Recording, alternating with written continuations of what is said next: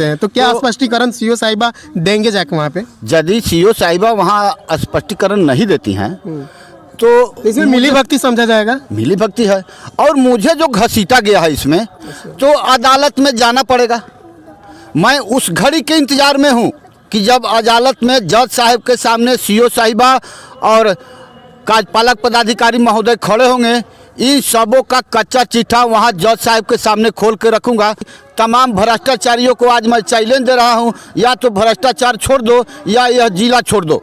अच्छा, उस गांव में 2 नंबर पे अतिक्रमण करना था, एक 1066 और एक और नंबर था, मुझे याद नहीं है। तो हाँ, 1248, उस दोनों पे क्यों नहीं किया गया, एक ही पे क्यों किया गया, आपको पता है कुछ?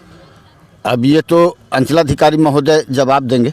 अच्छा, क्यों नहीं किए, क्या दबाव था। लेकिन यदि मैं वहाँ पब्लिक को उकसा रहा था तो मैं आपसे जानना चाहता हूँ पदाधिकारी महोदया, क्या झरोखर में पुलिस पब्लिक की भिड़ंत हुई, क्या उसमें मेरी उत्सुकता थी? क्या चिरैया थाने में कुछ बरस पहले आग लगा दी थी पब्लिक, क्या मेरी गलती थी? जहाँ पदाधिकारी गड़बड़ी करेंगे वहाँ की पब्लिक तो उग्र होगी ही। वहाँ पे लोगों का कहना था स्पष्ट रूप से कि सीओ साहब ने पैसा लिया 10 लाख घूस। एक औरत बता रही थी कि 10 लाख घूस लेने के बाद वहाँ पे तोड़ा गया है। हमसे सीओ साहब बोल रहे थे कि आप लोगों के पास पैसा है, 5 लाख दीजिए तो यहाँ पे हम अतिक्रमण नहीं करेंगे, ऐसा कहना था सीओ साहब पे। वहाँ के लोग मतलब इल्जाम लगा रहे थे। यही सवाल उनसे मेरा भी था। अच्छा, तो क्या सवाल करना पत्रकार के लिए नाजायज है? मैं आप के चैनल के माध्यम से तमाम बिहार के जनता से जानना चाहता हूं कि क्या पदाधिकारियों से सही, सटीक और उचित सवाल करना जायज़ है या नाजायज़ है? अच्छा, सीएम साहिबा से जब आपकी बात हुई तो उन्होंने क्या बोला आपको? यही बताई कि ऐसा बात नहीं है, पहले भी ऐलान हुआ था, नोटिस गया था। सवाल का यही जवाब, गोल मटोल जवाब उन्होंने दिया। और जो बाकी घर है उसके लिए उन्होंने बताया कि मंडे को हमारी टीम जाने वाली है बाकी घरों को हटाने के लिए। तो क्या मंडे को गया उनका टीम और तोड़फोड़ किया? मंडे को ही तोड़फोड़ की कर रही थी, उसी दरमियान तो ये झंझट हुआ था, ये विवाद उत्पन्न हुआ। अच्छा, उसी मंडे के दिन पता नहीं लोगों के मन में इनका क्या हुआ, इनके मन में उनके प्रति क्या हुआ, क्या जरूरत थी वहाँ लाठीचार्ज करने की। यदि आपसे महिला कोई कहती है कि मैं पदाधिकारी से बात करूंगी, तो बात करने में क्या किराया लगता है, क्या जाता है? लाठीचार्ज भी किए तो जेंट्स पुलिस ने महिला पे क्यों हमला किए? क्यों किए? आप पदाधिकारी हैं, सरकारी नौकर हैं, जनता के लिए हैं, न कि जनता आपसे सवाल करेगी और जनता पर आप लाठी बरसाएंगे। तो जनता जब उग्र हो जाएगी तो सब यही हालात होगा। बिहार का ये आजकल यही चल रहा है बिहार में। नमस्कार, मैं हूं मनीष माहिर पब्लिक ऑफ इंडिया के साथ। मैंने एक वीडियो बनाया था ढाका प्रखंड के गही पंचायत में, जो विक्रमपुर पड़ता है। उस विक्रमपुर में एक अतिक्रमण किया गया था। उसी अतिक्रमण में सीएम खबर के संपादक रविशंकर पांडे जी हैं, इनके ऊपर भी 62 लोगों के साथ एफआईआर किया गया है। उस एफआईआर में इनका नाम है, क्या है, जानने की कोशिश करते हैं। सर का मेरे चैनल पे बहुत बहुत स्वागत है सर। जी, चलिए, आपके चैनल को भी बहुत बहुत धन्यवाद और तमाम बिहार वासियों को मेरा 2024 का नमस्कार। और इस विश्वास और भरोसा के साथ कि सीएम खबर आपको हमेशा सामाजिक समस्याओं से रूबरू कराती रहती है, ये बताते चले उस अतिक्रमण के संबंध में जो आपने सवाल किया जी। आपका चैनल पर भी उस अतिक्रमण का न्यूज़ बना है। जी बना है। जो डीलर के पिताजी है उनका भी बयान है और वहाँ के लोगों का भी बयान है जिस पे अतिक्रमण किया गया है। जी, ये सीधे यानी कि अतिक्रमण हटने के 2 दिनों बाद हमारी टीम वहाँ पहुँची। अच्छा, वहाँ के लोगों का हालो चाल ली और अंचलाधिकारी महोदया से वार्तालाप हुई हमारी कि लोग का 2 सवाल था मेरा कि उसी दिन 4 तारीख को अतिक्रमण मुक्ति का ऐलान किया गया और उसी दिन 4 तारीख को ही हटा दिया गया, क्या बात है? उन्होंने गोल मटोल जवाब दिया। चलिए, कोई बात नहीं। दूसरा आरोप जनता का वहाँ ये लगा था कि अंचलाधिकारी ने किस उद्देश्य से, कैसे कुछ घर को छोड़ दिए और टारगेट किए हुए घर को ही तोड़े। इस पर उन्होंने बताई कि नहीं, मैं आगामी यानी कि मंडे को वहाँ अतिक्रमण खाली करने जाने वाली हूँ। ठीक है, अतिक्रमण है, पब्लिक किया है, अतिक्रमण पदाधिकारी खाली करें, हर गांव गली चौक चौराहा एकदम चौड़ी हो जाए। लेकिन अब रहा कि उस दिन वहाँ पब्लिक उग्र क्यों हो गई, जी, वहाँ पे जब पुलिस गया तो पुलिस ने लाठीबाजी किया, वहाँ पे औरतों के ऊपर भी लाठी चलाया गया है। जी, जी, जी। आखिर ऐसा क्यों हुआ? इन्होंने हमारे ऊपर ये आरोप लगाई है कि पहले से ईंट पत्थर, आप जो आपने आवेदन में पढ़ा, पहले से ईंट पत्थर पब्लिक चला रही थी। इसी बीच रविशंकर पांडे पहुंचे और पब्लिक के समर्थन में अंचलाधिकारी को भ्रष्टाचारी बताते हुए पब्लिक के समर्थन में बोलने लगे। इसी पर पब्लिक भड़क गई और हमारे साथ ऐसा हुई। तो मैं आपसे पूछना चाहता हूं, आपके चैनल के माध्यम से अंचलाधिकारी महोदय से और कार्यपालक पदाधिकारी महोदय से ये जानना चाहता हूं, तो आपका भी पदाधिकारी लोग तो वीडियो किया होगा? बिल्कुल किए होंगे। और आप लोग भी वहाँ न्यूज़ बनाए हैं। क्या ऐसा मामला आप लोगों को सुनने में आया था अंचलाधिकारी के माध्यम से, जो अंचलाधिकारी के माध्यम से गड़बड़ी हुई है, ये सुनने में आया था आप लोगों को पब्लिक के द्वारा? वहाँ पे लोगों का कहना था स्पष्ट रूप से कि सीओ साहब ने पैसा लिया 10 लाख घूस।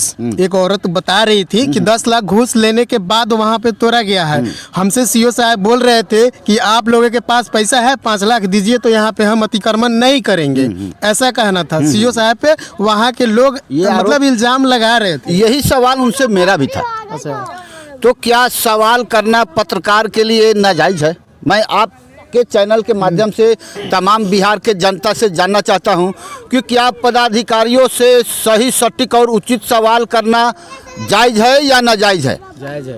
अच्छा, 62 लोगों के साथ आप पे भी एफआईआर किया गया है, आप पे क्यों किया गया है? क्या आपने स्पष्टीकरण सीओ से मांगा है?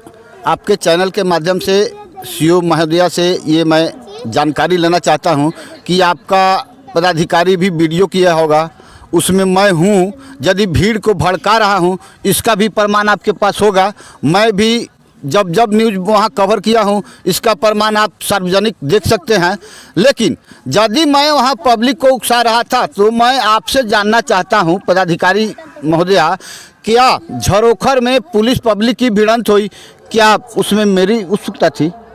क्या चिरैया थाने में कुछ बरस पहले आग लगा दी थी पब्लिक, क्या मेरी गलती थी? जहाँ जहाँ पदाधिकारी गड़बड़ी करेंगे, वहाँ की पब्लिक तो उग्र होगी ही।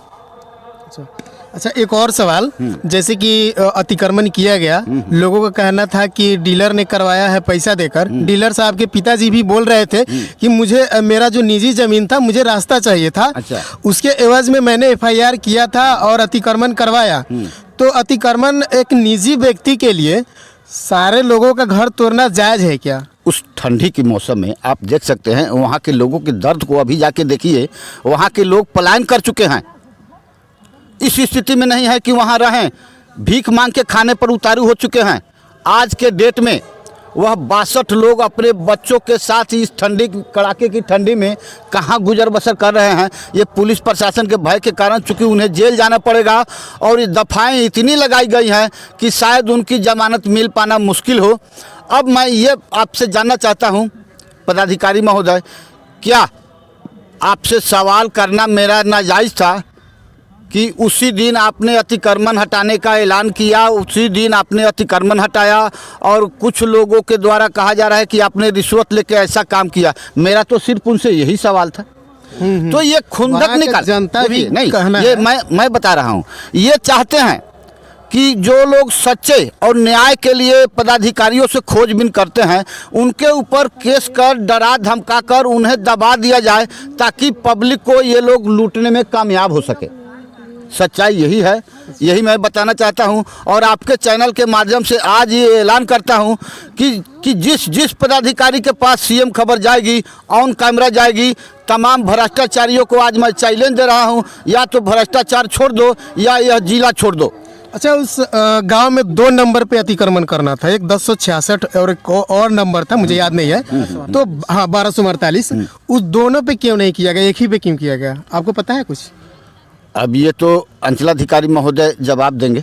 अच्छा, क्यों नहीं किए, क्या दबाव था, नेताओं का दबाव था। कॉल में भी बात हुआ है कि नेक्स्ट डे में मैं और घर को तोड़ूंगी। आप क्या हुआ उसके बाद कार्रवाई हुआ आपके बाद? उसी कार्रवाई के दिन नेक्स्ट डे मंडे को ही जब ये लोग अतिक्रमण ढहाने गए, लोगों द्वारा ये सूचना मिल रहा था हमें फ़ोन पर कि यहाँ केवल टूटे हुए घर को हिला डोला रहे हैं और जो बाद बाकी घर हैं अतिक्रमण हटाना है वो लोग नहीं हटा रहे हैं।